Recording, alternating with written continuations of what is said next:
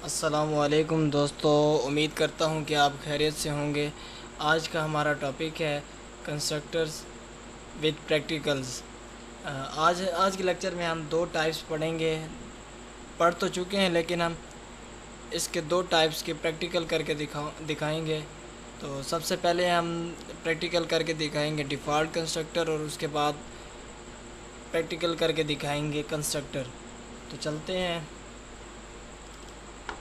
Def C plus plus control N new file. तो hash include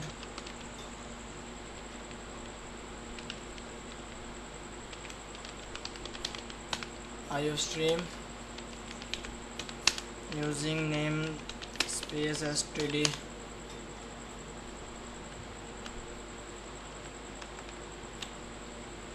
class B. Class एक reserved word है। B क्या है? B class का नेम है। कंस्ट्रक्टर चूँकि हम जानते हैं कि ये भी एक फंक्शंस है। फंक्शंस को हम क्लास से बाहर यूज़ करना चाह रहे हैं तो हम इसलिए इसको पब्लिक स्पेसिफायर दे देंगे। पब्लिक एक्सेस स्पेसिफायर के मुतालिक मैं आपको प्रीवियस लेक्चर में बता चुका हूँ। पब्लिक तो कंस्ट्रक्टर की निशानी क्या है कि कंस्ट्रक्टर बेसिकली ये भी एक फंक्शंस होता है लेकिन स्पेशल टाइप ऑफ फंक्शन होता है। स्पेशल टाइप ऑफ फंक्शंस क्यों होता है? चूँकि जो क्लास का नाम होता है फंक्शंस का नाम भी वही होता है, तो इसलिए एक स्पेशल टाइप ऑफ फंक्शंस होता है। स्पेशल टाइप ऑफ फंक्शंस कहलाता है constructor. Special type of functions कहलाता है, ये याद रखिएगा। बी लिखेंगे पैरेंथेसिस। ये प्रोग्राम मैं आपको डिफ़ॉल्ट कंस्ट्रक्टर का करके दिखा रहा हूँ। मैं कमेंट देता हूँ ताकि आपको समझ आ जाए।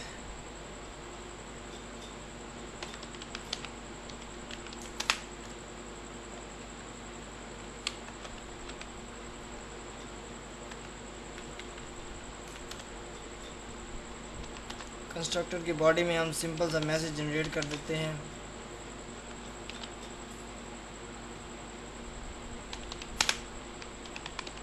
हाय एमर। तो मेन बॉडी में हम लिखते हैं, मेन बॉडी में हम ऑब्जेक्ट क्रिएट करते हैं। ऑब्जेक्ट क्रिएट करना तो मैं उम्मीद करता हूँ कि आपको आ गया होगा। क्लास डिक्लेयर कैसे करते हैं, ऑब्जेक्ट डिक्लेयर कैसे करते हैं। तो ऑब्जेक्ट क्रिएट करने से पहले क्या ज़रूरी है कि क्लास का नेम लिखेंगे। क्लास का नेम लिखने के बाद ऑब्जेक्ट का नाम देंगे, फॉर एग्ज़ाम्पल ओबीजी सेमीकोलन। तो मैं दोस्तों ये देख सकते हैं कि मैं विदाउट क्लास को यानी ऑब्जेक्ट को कॉल किए बगैर मैं ये रन करूँगा। अगर ये रन होता है तो ये साबित हो जाएगा कि कंस्ट्रक्टर विदाउट कॉल किए बगैर यानी ऑब्जेक्ट को कॉल किए बगैर कॉल हो जाता है।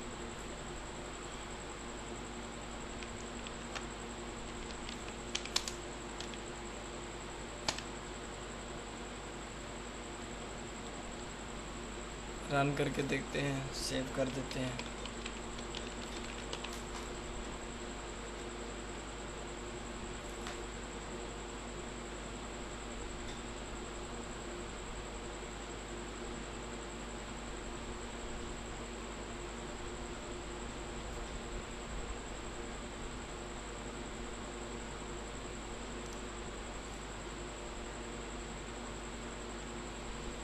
एरर क्या दे रहा है? Mean must be return 0।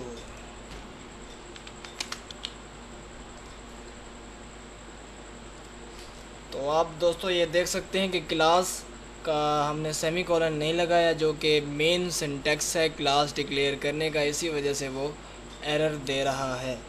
तो यहाँ हम सेमीकोलन लगाएंगे, इसके बाद रन करेंगे आया कि ये रन होता है कि नहीं। तो दोस्तों आप ये देख सकते हैं कि zero error, zero warning. Run करके देखते हैं तो दोस्तों आप ये देख सकते हैं कि मैसेज जनरेट हो गया है, हाय एमर। तो ये प्रूफ हो चुका है कि कंस्ट्रक्टर कॉल कब होता है, eight the time of object creations. कैसे कॉल होता है ये मैं आपको बताता हूँ।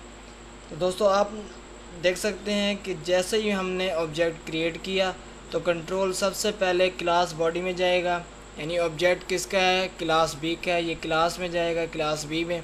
तो चेक करेगा कि अगर क्लास में कोई भी कंस्ट्रक्टर है तो उसे वो कॉल करे, अगर नहीं है तो वो फिर नीचे आएगा। अगर ऑब्जेक्ट कॉल किया हुआ यानी फंक्शंस, ऑब्जेक्ट का फंक्शंस अगर कॉल किया हुआ है तो रन होगा, अदरवाइज़ नहीं होगा। तो उम्मीद करता हूँ कि आपको डिफ़ॉल्ट कंस्ट्रक्टर की समझ आ गई होगी। अब हम चलते हैं पैरामीटराइज्ड कंस्ट्रक्टर की जानिब। पैरामीटराइज्ड कंस्ट्रक्टर में क्या होता है, सिंपल जो कंस्ट्रक्टर के पैरेंथेसिस हैं उसमें हम सिंपल पैरामीटर पास कर देते हैं, इंट ए इंट बी। तो हम यहाँ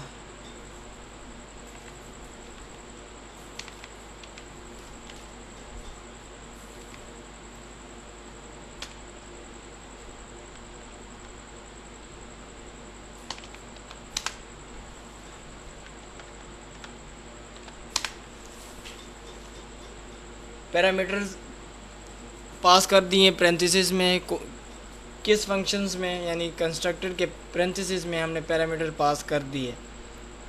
तो यहाँ तक समझ आ गई होगी मैं उम्मीद करता हूँ। अब हम ऑब्जेक्ट में इन पैरामीटर्स को एक्चुअल जो वैल्यूज़ होती हैं वो देंगे।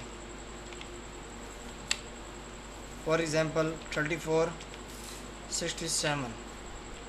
तो दोस्तों आप ये देख सकते हैं कि मैंने कोई ऑब्जेक्ट कॉल नहीं की, सिर्फ़ और सिर्फ ऑब्जेक्ट डिक्लेयर किया और उसी वक्त at the time of declarations of object मैंने वैल्यूज़ असाइन कर दी, किसको, कंस्ट्रक्टर को। मेन पर्पस क्या है, the main purpose of constructor to initialise the object, object को हम इनिशियलाइज कर रहे हैं। तो रन करके देखते हैं आया कि ये रन होता है कि नहीं।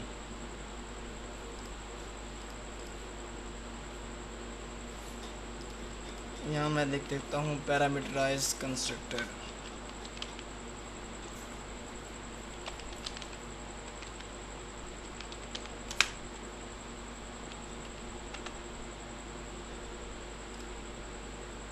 रन करके देखते हैं। तो दोस्तों आप ये देख सकते हैं, हाय अहमर, ए क्या है, ए में हमने वैल्यू पास की 34, बी में हमने वैल्यू पास की 67। स्पेस इसलिए ये चूँकि हमने डबल कोट्स में स्पेस दी हुई है, इसी वजह से ये स्पेस आ चुकी है। हम इनिशियलाइज ऑब्जेक्ट को दूसरी तरह भी कर सकते हैं, इक्वल टू यानी असाइन कर रहे हैं ए फंक्शंस का नाम देंगे, यानी कंस्ट्रक्टर का नाम लिखेंगे, उसके बाद पैरेंथेसिस में हम वैल्यूज़ असाइन कर देते हैं 34 एंड 78। अब रन करके देखते हैं आया कि रन होता है कि नहीं।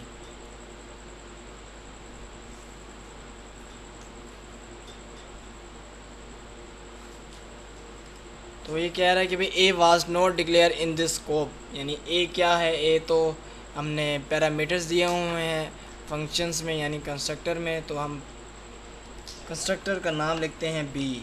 चूँकि कंस्ट्रक्टर का नाम ही बी है, हम ए लिखेंगे तो वो एरर ही देगा।